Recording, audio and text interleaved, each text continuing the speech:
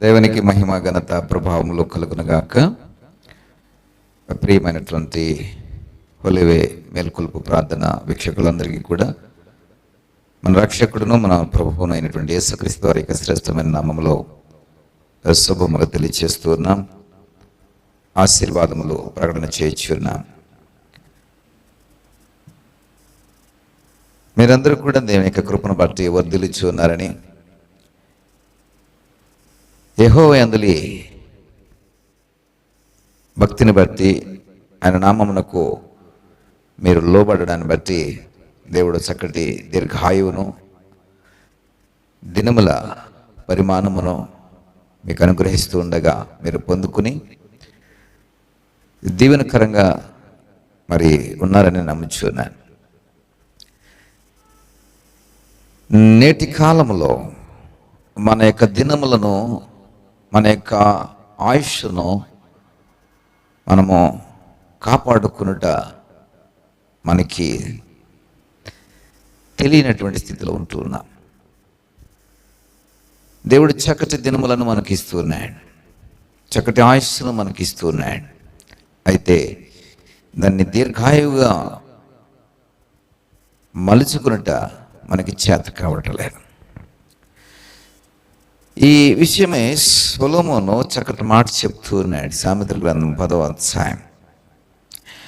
మరి ఈ మాట యొక్క ఆంతర్యాన్ని మనం ఒకసారి గమనించినట్లయితే 27వ వచనంలో రాయబడింది, యెహోవా యందు భయభక్తులు కలిగి ఉండుట దీర్ఘాయువునకు కారణము, భక్తిహీనుల ఆయుస్సు తక్కువైపోవను.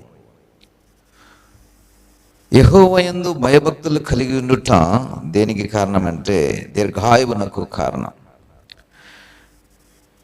మరి అధిక సంవత్సరములు ఒక నరుడు బ్రతకవలసినటువంటి జీవిత కాలం 70-80 సంవత్సరాలు అనుకుంటే కనుక దానిని పరిపూర్ణంగా మనం పొందుకున్నప్పుడు మనం ఈ భూమి మీదకి వచ్చిన మరి ఆ స్థితిని మనము పరిపూర్ణంగా పూర్తి చేయగలిగిన వారు. అంతకన్నా ఎక్కువ సంవత్సరాలు బ్రతికినా కానీ దేవుని యొక్క కృపను బట్టే మనం జీవించగలుగుతూ ఉంటాం. ఒకని ఆయుస్సు, ఒకని యొక్క ఆశీర్వాదము ఆయన యొక్క వశమై ఉన్నదని లేఖనాలు సెలవిస్తూ ఉన్నాయి. ప్రియ సహోదరుడా, యెహోవా యందు భయభక్తులు కలిగి ఉండుట మనకి ఏం నేర్పిస్తుందంటే మనం ఎలా బ్రతకాలో మనకు నేర్పిస్తుంది, ఎలాంటి క్రమశిక్షణలో జీవించాలో మనకు నేర్పిస్తుంది, ఎలాంటి మరి ప్రయాసను మనం కలిగి ఉండాలో మనకు నేర్పిస్తూ ఉంటుంది. ఒక చక్కటి క్రమశిక్షణ మనకు అలవరుస్తూ ఉంటుంది. ఈ చక్కటి క్రమశిక్షణ మనం కలిగి ఉన్నప్పుడు ఏ సమయంలో ఏది చేయాలి, మరి చక్కటి నడవడిక, చక్కటి మాట తీరు, చక్కటి విచక్షణ, వివేకము, ఇవన్నీ కూడా పుష్కలంగా మనలో పనిచేస్తూ ఉంటాయి. ఇవన్నీ కూడా యెహోవా యందు భయభక్తులు కలిగి ఉండడం వలన మనము నేర్చుకునేటువంటి గొప్ప గుణాలు. దీని ద్వారా మనకి ఆయుస్సు పొడిగించబడుతుంది. దీని ద్వారా మన సంవత్సరములు అధిగమించబడుతూ ఉంటాయి. అందుకనే ఈ ఉదయకాల ధ్యానములో దేవుని యందలి భయభక్తులు మీకు నేర్పించాలని, యెహోవా యందలి భయభక్తులు మీకు దగ్గర చేయాలని ఈ ప్రయాసతో మేము ముందుకు వస్తున్నాం. దీనిలో ఒక చక్కటి ఉద్దేశం దాగి ఉంది. ఇందులో చక్కటి మరి దర్శనం దాగి ఉంది.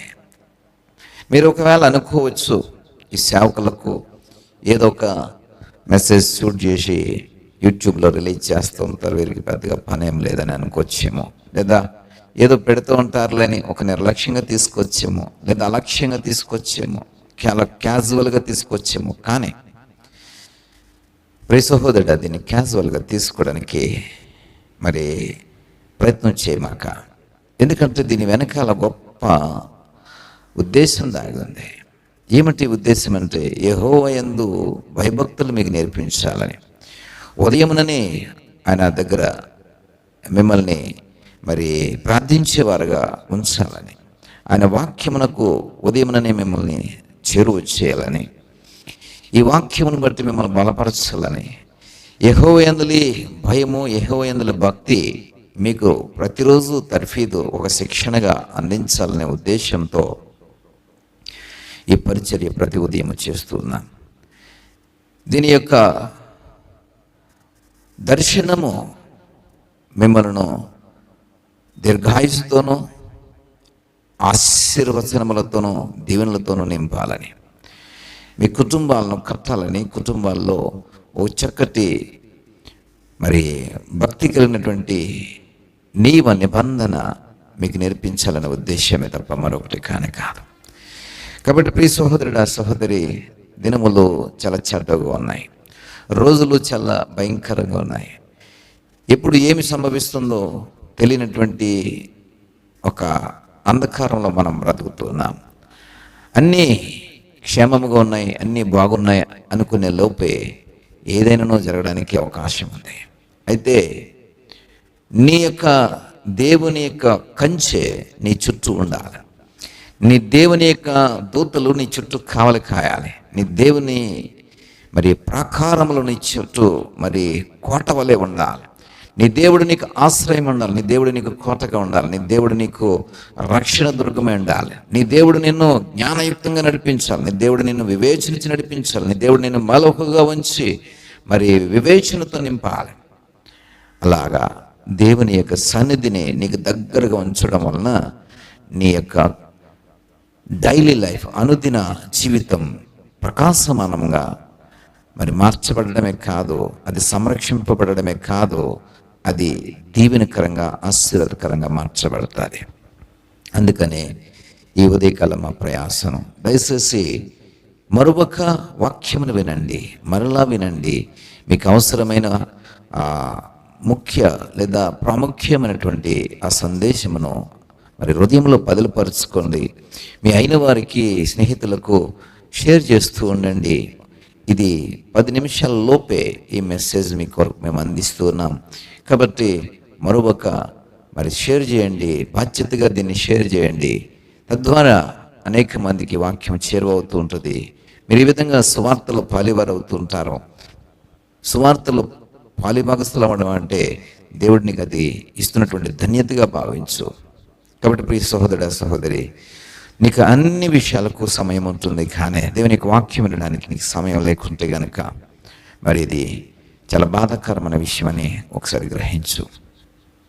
నీకు సమస్తమును చక్కబెట్టడానికి నీకు సమయం దొరుకుతుంది, కానీ దేవుని యొక్క వాక్యమును వినడానికి, వాక్యానుసారమైనటువంటి మనసును నిలుపుకోవడానికి, వాక్యమును బట్టి జీవితాన్ని దీవెనకరంగా మార్చుకోవడానికి మాత్రం ఎందుకనో ఒకంత నిర్లక్ష్యము, అలక్ష్యము ఉంటూ ఉంటుంది. ప్రియ సహోదరుడా, సహోదరి, ఒకసారి దేవుని సన్నిధికి వచ్చి ఆయనతో మమేకమయ్యి ఆయనతో సహవాసం చేసి చూడు. ఆయన యందు భయభక్తులు నిలిపి చూడు. జీవితం ఎలా మార్చబడుతుందో, ఏ విధంగా మునుపటి జీవితానికి ఇప్పుడు ఉన్నటువంటి జీవితానికి వ్యత్యాసం ఎలా ఉండబోతుందో నువ్వు కనులారా చూస్తావు. నీ జీవితంలో నువ్వు అది గమనించగలుగుతావు. ప్రార్థన చేయగలిగితే నా ప్రార్థనతో ఏకీభవించండి. మీ కొరకు నేను ప్రార్థన చేస్తాను. దయగల తండ్రి, కృపగలిగిన దేవా, ఈ ఉదయకాలం మీరు మాతో మాట్లాడి ఉన్నారు. నీ అందులో భయభక్తులు మాకు ఆయుస్సునిస్తున్నాయి, దీర్ఘాయువును మాకు అనుగ్రహిస్తున్నాయి. ఇదిగో ప్రభా, నీ బిడ్డలకు నీ అందలి భయభక్తులు నేర్పించడం కొరకై ఉదయకాలమున నీ వాక్యమును చేరువ చేస్తున్నాను. ఇదిగో ప్రభా, నీ మాట ద్వారా, వాక్యం ద్వారా వినిన వారితో మీరు మాట్లాడినప్పుడు, వారు వినినప్పుడు, ఇదిగో ప్రభా, భయభక్తులు వారు నేర్చుకుని నీ అందరి గురి నిలిపినప్పుడు, నీ అందరి క్రమశిక్షణ వారు నేర్చుకున్నప్పుడు, నీ అందరి వివేచన వారు నేర్చుకున్నప్పుడు, ఇదిగో ప్రభా, దినములు, సంవత్సరములు ఇవ్వబడమే కాదు కానీ అవి సంరక్షింపబడతాయి. వారి చుట్టూ మీరు కంచి వేయగలుగుతారు. ఇదిగో ప్రభా, ఇట్టి సంరక్షణలో ప్రతి ఒక్కరిని కూడా ఉంచమని, నీ అందరి భయభక్తులు ప్రతి ఒక్కరికి నేర్పించి వారిని దీర్ఘాయువుతో వర్ధిల్లినట్లు కృప చూపించమని నా ప్రభువును, ప్రియరక్షకుడిని యేసు నామమున బట్టి ప్రార్థించి పెడుకుంటున్నాం పరమ తండ్రి. ఆమేన్.